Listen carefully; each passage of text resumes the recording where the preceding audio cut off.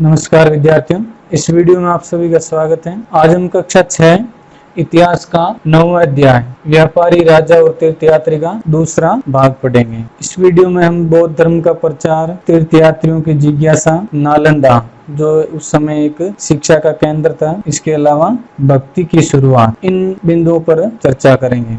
सबसे पहले हम देखते हैं बौद्ध धर्म का प्रचार।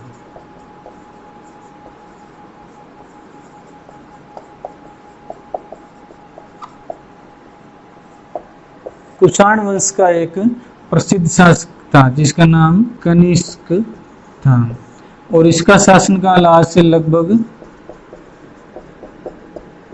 1900 साल पहले रहा।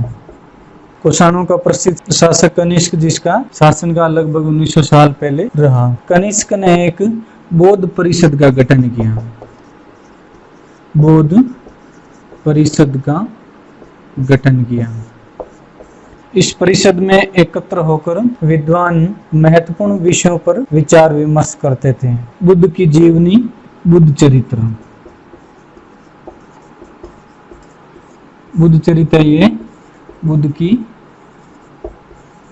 जीवनी, इसकी रचना कवि अश्वघोष ने की और ये अश्वघोष है, ये कनिष्क का दरबारी कवि था। और कनिष्क के शासनकाल के समय अश्वघोष व इसके समकक्ष जितने भी लेखक थे, उन्होंने संस्कृत भाषा का प्रयोग करना शुरू कर दिया था। कनिष्क के समय ही बौद्ध धर्म की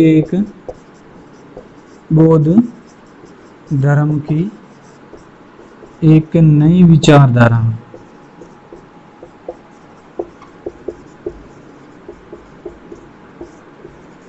महायान का विकास हुआ। इस महायान विचारधारा की दो महत्वपूर्ण विशेषताएं थी। महत्वपूर्ण थी, जिसमें पहली थी बुद्ध की प्रतिमाओं का निर्माण। महायान का विकास होने से पहले भगवान बुद्ध की सिर्फ पीपल के पेड़ के चित्र या प्रतिमाएं बनाई जाती, लेकिन महायान का जब विकास हुआ तो उसमें सबसे पहली विशेषता थी, इन्होंने भगवान बुद्ध की प्रतिमाओं का निर्माण किया। प्रतिमाओं यानी मूर्तियों का निर्माण करना शुरू किया। दूसरा परिवर्तन आया बोधिसत्व में आस्था को लेकर। दूसरा परिवर्तन है वो बोधिसत्व में आस्था को लेकर आया है, जो ज्ञान प्राप्ति के बाद एकांतवास करते हुए ध्यान साधना कर सकते थे। लेकिन जब इस महायान विचारधारा का विकास हुआ तो उसके बाद बोधिसत्व की प्राप्ति के बाद वे लोगों को शिक्षा देने और मदद करने के लिए सांसारिक परिवेश में रहना ही ठीक समझने लगे। धीरे धीरे बोधिसत्व की पूजा लोकप्रिय होने लगी। ये बोधिसत्व विकास है वो चीन, जापान व कोरिया तक फैला। बौद्ध धर्म का प्रसार पश्चिमी और दक्षिणी भारत में हुआ, जहां बौद्ध भिक्षुओं के रहने के लिए पहाड़ों में दर्जनों गुफाएं बनी। पहाड़ों में दर्जनों गुफाएं खोदी गई। इस प्रकार हम देखते हैं कि कनिष्क के शासनकाल में बुद्ध चरित्र नामक ग्रंथ की रचना हुई, जो भगवान बुद्ध की जीवनी थी। और इसको लिखने वाले जो कवि थे अश्वघोष, वो इनके दरबारी कवि थे। इसके अलावा बौद्ध धर्म की एक नई विचारधारा महायान का विकास हुआ और इसमें दो विशेषताएं प्रमुख थी। पहली थी बुद्ध की प्रतिमाओं का निर्माण, दूसरा था बोधिसत्व में आस्था को लेकर परिवर्तन आया। और ये जो बोधिसत्व की विचारधारा थी, ये चीन, जापान और कोरिया तक फैली। इसके बाद बौद्ध धर्म का प्रचार पश्चिमी और दक्षिणी भारत में हुआ। यहाँ पहाड़ों को खोदकर दर्जनों गुफाएं बौद्ध भिक्षुओं को रहने के लिए बनाई गई। पश्चिमी व दक्षिणी भारत में बौद्ध भिक्षुओं के लिए जो रहने के लिए गुफाएं खोदी गई थी, उनमें से कुछ गुफाएं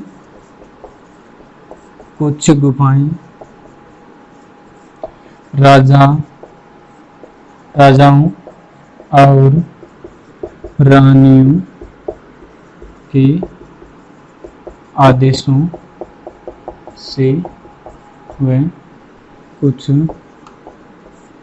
व्यापारियों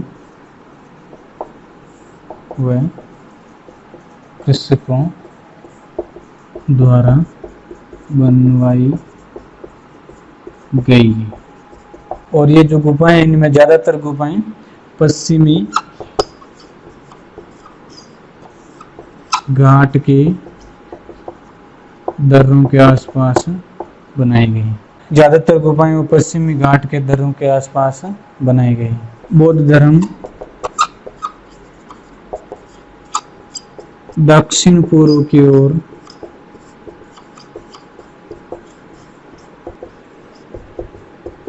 श्रीलंका, म्यांमार, थाईलैंड तथा इंडोनेशिया आदि क्षेत्रों में फैला। थेरवाद नामक बौद्ध धर्म का आरंभिक रूप क्षेत्रों में कहीं अधिक प्रचलित था। ये जो थेरवाद नामक बौद्ध धर्म का एक अलग से भाग था, जो आरंभिक समय में श्रीलंका, म्यांमार, थाईलैंड और इंडोनेशिया आदि क्षेत्रों में प्रचलित रहा था। अब है तीर्थ यात्रियों की जिज्ञासा। तीर्थयात्री वे स्त्री पुरुष होते हैं। तीर्थयात्री वे स्त्री पुरुष जो प्रार्थना के लिए पवित्र स्थानों की यात्रा करते थे। यानी ऐसे यात्री स्त्री पुरुष जो पवित्र स्थानों की यात्रा करते थे, उनको तीर्थयात्री कहा जाता था। तो इन तीर्थयात्रियों की क्या क्या जिज्ञासाएं थी वो हम जानते हैं। व्यापारी काफिलों में तथा जहाजों से दूर दूर की यात्राएं करते थे। बहुत से तीर्थयात्री उन व्यापारियों के साथ यात्रा पर निकल पड़ते हैं। इसी तरह भारत की यात्रा करने या चीनी यात्री फासियन, यह लगभग 1600 वर्ष पहले आया। यानी आज से लगभग 1600 वर्ष पहले चीनी यात्री फासियन भारत आया। ह्वेन-त्सांग यह लगभग 1400 वर्ष पहले भारत आया। और ये ह्वेन-त्सांग है ये। इसके बाद एक और चीनी यात्री आता है, इत्सेंग। ये इससे लगभग 50 वर्ष बाद भारत आता है। तो ये तीनों चीनी यात्री है वो भारत की यात्रा पर आते हैं और बौद्ध धर्म के बारे में जानकारी प्राप्त करते हैं। ये जितने भी यात्री आए हैं, इन्होंने अपनी यात्राओं का वर्णन लिखा। इन्होंने अपनी यात्रा के दौरान आई मुश्किलों के बारे में लिखा। इसके अलावा ये जिस देश या मठों में गए उनके बारे में भी इन्होंने वर्णन लिखा। ये ह्वेन-त्सांग नामक जो यात्री था, ये नालंदा विश्वविद्यालय में भी गया। नालंदा उस समय एक बौद्ध धर्म की शिक्षा का महत्वपूर्ण केंद्र माना जाता था। बौद्ध शिक्षा का महत्वपूर्ण केंद्र था। ह्वेनसांग ने नालंदा विश्वविद्यालय की शिक्षा पद्धति पर वर्णन लिखा और वह लिखता है कि यहाँ पर जो नए आगंतुक आते हैं उनको द्वारपालों द्वारा प्रश्न पूछे जाते हैं और उनकी परीक्षा ली जाती है। उसके बाद ही उनको इस विश्वविद्यालय में बौद्ध शिक्षा प्राप्त करने के लिए प्रवेश दिया जाता है। भक्ति की शुरुआत।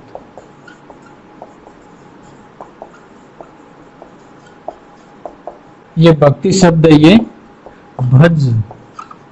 भज शब्द से बना है। इसका अर्थ है विभाजित करना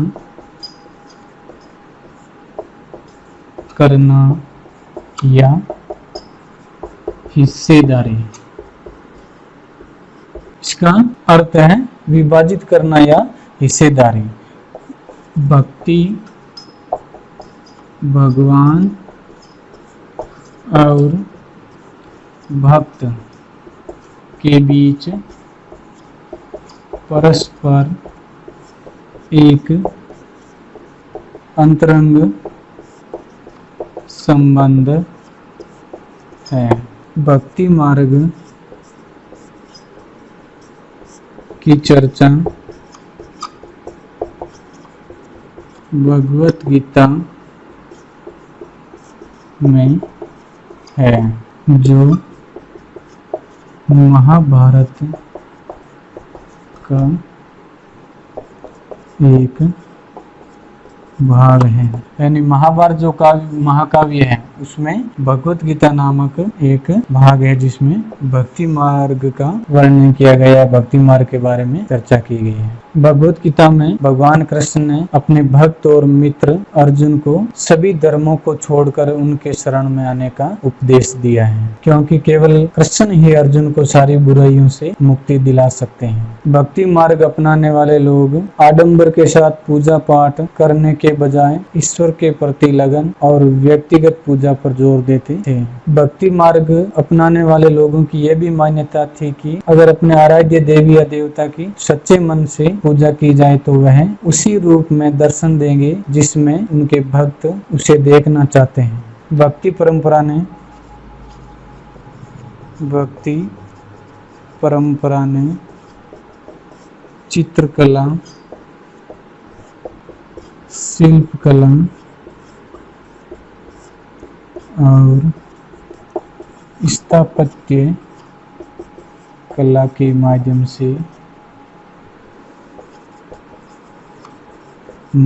से अभिव्यक्ति की प्रेरणा दी है। यानी अगर किसी व्यक्ति को अपनी अभिव्यक्तियों को प्रदर्शित करना है तो वो या तो चित्र के माध्यम से करेगा या शिल्प कला या स्थापत्य कला के द्वारा अपनी अभिव्यक्ति करेगा, और इसकी प्रेरणा है वो भक्ति परंपरा के माध्यम से मिली थी। इस वीडियो को पूरा देखने के लिए आपका बहुत बहुत धन्यवाद। अगले वीडियो में हम अगला अध्याय 10 पढ़ेंगे, इसलिए उस वीडियो को भी देखना ना भूलें।